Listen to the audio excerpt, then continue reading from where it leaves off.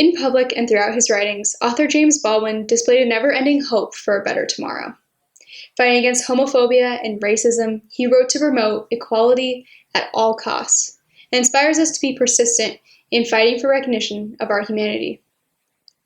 He wrote to tell us to be exactly as we are. He asserted that he was not born to be what someone else said he was. He was not born to be defined by someone else, but himself and only himself.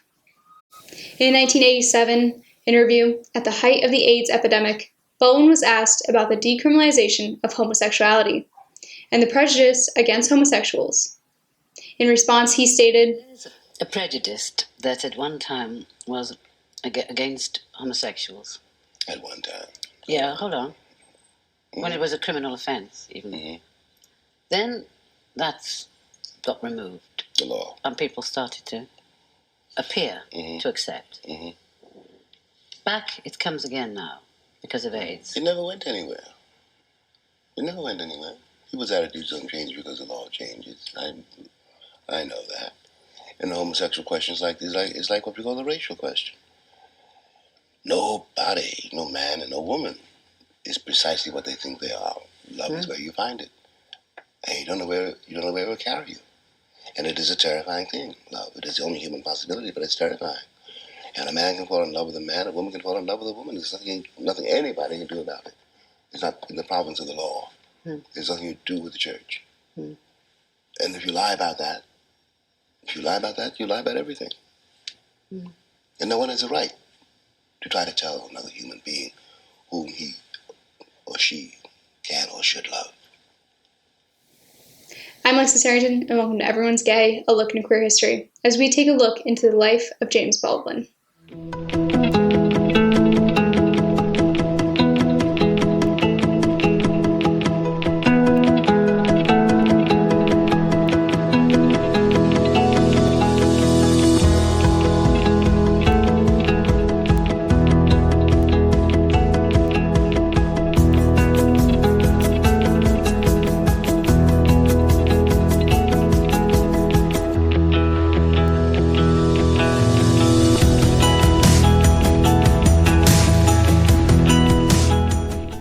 James Baldwin was born on August 2, 1924, and grew up in Harlem. He was born to a single mother named Emma Jones, and he never knew his biological father. But the man that Baldwin referred to as his father was a Baptist minister named David Baldwin, who married Emma Jones when Baldwin was 3 years old. During his teen years, Baldwin realized he was gay, and began to feel suffocated as he was an African-American gay man in a racist, homophobic American society. But following in his father's footsteps, he decided to serve as a youth minister at his church from ages 14 to 16.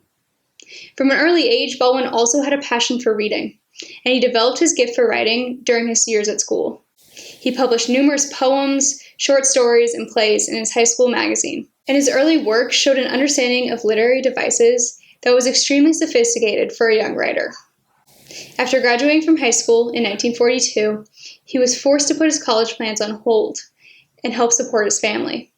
And in doing so, he took any job that he could find. During this time, Baldwin also frequently encountered discrimination, as he was turned away from restaurants, bars, and other establishments simply because he was an African American.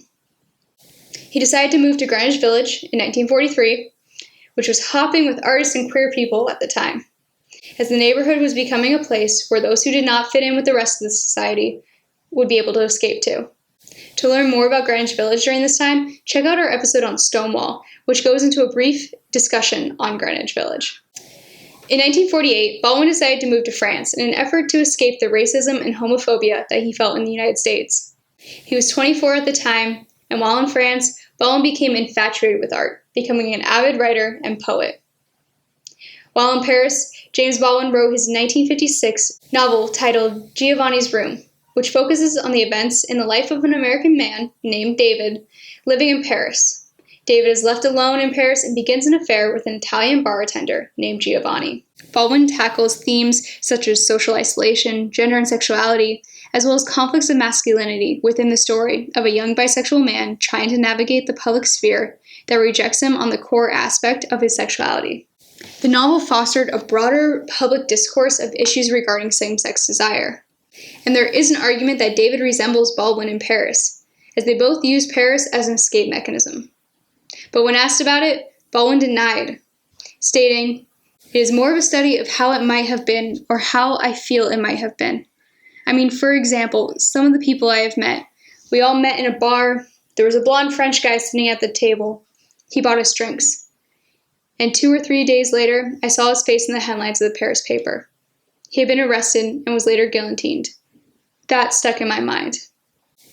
Here's Baldwin reading an excerpt from his novel. People can't, unhappily, invent their mooring post, their lovers, or their friend, any more than they can invent their parents. Life gives these, and also takes them away. And the great difficulty is to say yes to life. I repent now for all the good it does. One particular lie, among the many lies I've told, lived, and believed. This is the lie that I told to Giovanni, but never succeeded in making him believe that I had never slept with a boy before. I decided that I never would again.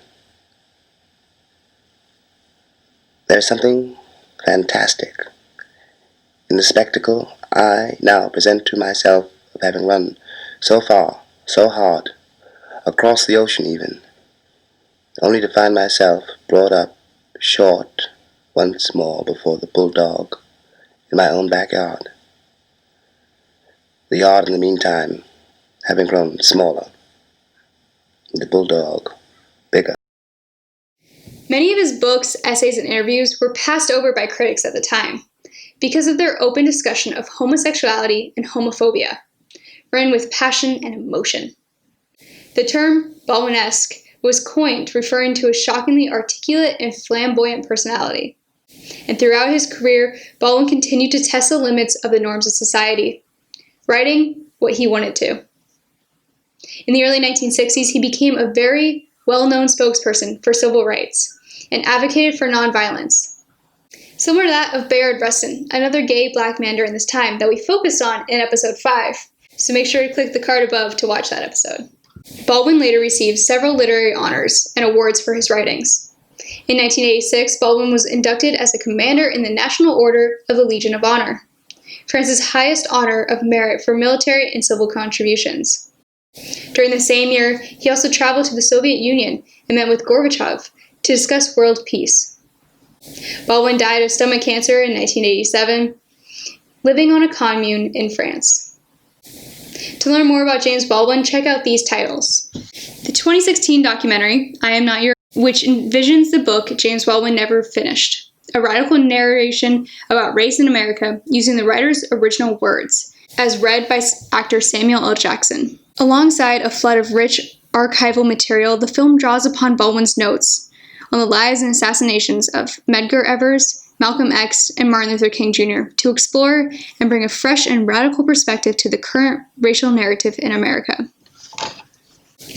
Also, pick up any one of Baldwin's books, particularly Giovanni's Room, because that's what focuses on homosexuality, but all of his books are so important and crucial, especially the time that we live in today.